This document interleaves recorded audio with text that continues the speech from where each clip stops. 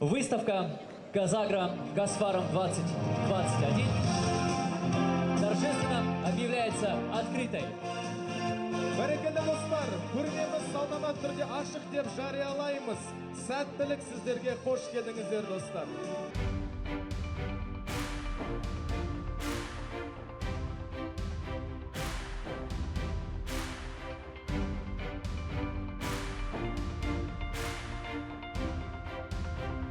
Бүгінгі мына Казагра Гасфаром 2021 ауыл шаруашылық көрмесіне Казрост группа компаниясы ресейлік Россельмаш комбайн заводының ресми дилері ретінде қатысып отырмыз. Осы көрмеге біз 10-нан аса техника келдік. Және осы бүгінгі көрменің қатысушыларына жаңадан бұрын Қазақстанда болмаған техникаларды әкеп отырмыз. Оның бірі мына кармаборочный комбайн және КСУ-2 деген техникалары бұрын осы Қазақстанға әкелінбеген. 2 жыл болды мына пандемияға байланысты выставка көрме болған жоқ. Қазіргі кезде егінші науқаны аяқталуға жақын, негізінен аяқталды. Сондықтан да осы көрмеге осы техникалардың жаңа түрлерімен танысуға көптеп ауыл шаруашылық мамандары келеді деп күтіп отырмыз.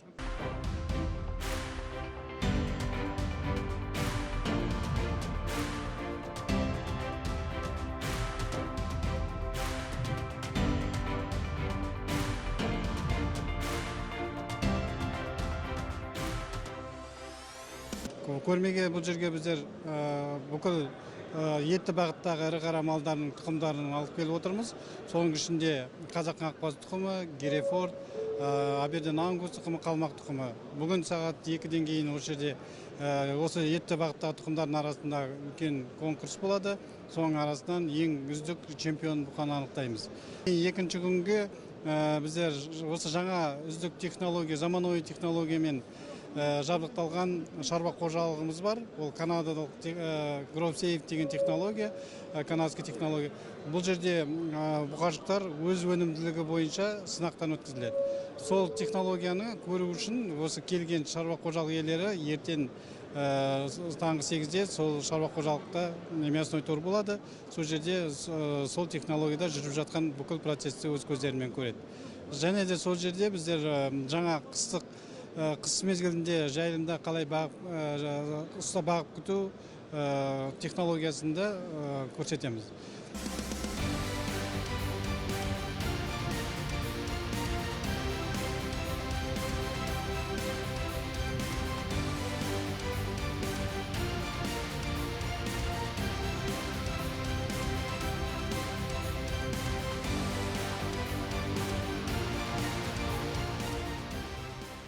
Көрме 20 елден асқан 125 компания биыл осы көрмеде қатысып жатыр.